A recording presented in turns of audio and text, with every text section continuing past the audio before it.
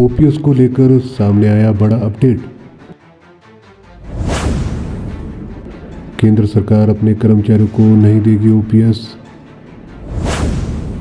NPS का पैसा लौटाने से भी किया इनकार। सरकार की तरफ से पुरानी पेंशन और एनपीएस पर आया है बड़ा बयान।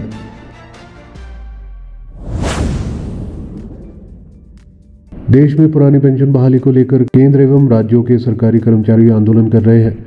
इस मांग को लेकर दिल्ली और दूसरे प्रदेशों में कई रैलियां हो चुकी हैं। कर्मचारी संगठनों की एक मांग है कि गारंटीकृत पुरानी पेंशन व्यवस्था की बहाली की जाए। केंद्र सरकार ने इस बाबत एक कमेटी का गठन किया है, हालांकि उसमें ओपीएस का कहीं भी जिक्र नहीं है। वह कमेटी केवल एनपीएस में सुधार को लेकर अपनी रिपोर्ट देगी। ये मामला अब संसद में भी उठ रहा है। लोकसभा सदस्य नव कुमार सरनिया, दीपक बैज और कृपाल बालाजी तुमाने द्वारा पूछा गया सवाल के जवाब में वित्त राज्य मंत्री पंकज चौधरी ने बताया कि ओपीएस बहाली के लिए सरकार के विचाराधीन ऐसा कोई प्रस्ताव नहीं है। साथ ही एनपीएस के तहत पेंशन निधि नियामक और विकास प्राधिकरण पीएफआरडीए में कर्मचारियों का जमा पैसा राज्य सरकारों को नहीं दिया जा सकता। मौजूदा समय में केंद्र सरकार के अंतर्गत 67,95,449 पेंशन भोगी है। ओपीएस पर लोकसभा में पूछा गया सवाल। लोकसभा सदस्य नव कुमार सरनिया, दीपक बैज और कृपाल बालाजी तुमाने ने पूछा था कि देश में पेंशन भोगियों की संख्या कितनी है। क्या सरकार का पुरानी पेंशन योजना यानी कि ओपीएस को बहाल करने का विचार है? यदि हाँ, तो तत्संबंधी ब्यौरा क्या है? ओपीएस के कार्यान्वयन में विलंबन के क्या कारण है? कितने राज्यों ने अपने कर्मचारियों के लिए ओपीएस को दोबारा से आरंभ किया है?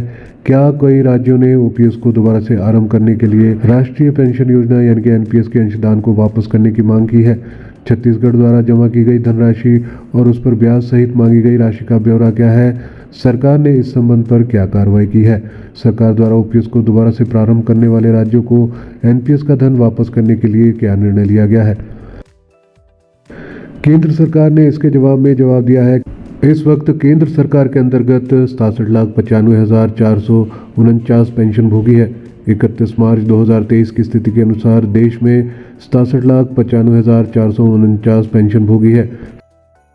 वित्त मंत्रालय में राज्य सरकार पंकज चौधरी ने बताया कि केंद्र सरकार के कर्मचारियों के संबंध में ओपीएस की बहाली के लिए सरकार के विचाराधीन ऐसा कोई प्रस्ताव नहीं है। सरकारी कर्मचारियों के संबंध में एनपीएस के अंतर्गत पेंशन के मुद्दे को देखने के लिए तथा अन्य बातों के साथ साथ मौजूदा रूपरेखा के आलोक में और एनपीएस अवसंरचना जैसा कि सरकारी कर्मचारियों पर लागू होता है उसमें कोई परिवर्तन आवश्यक हो, उसके लिए वित्त सचिव की अध्यक्षता में एक समिति गठित की गई है।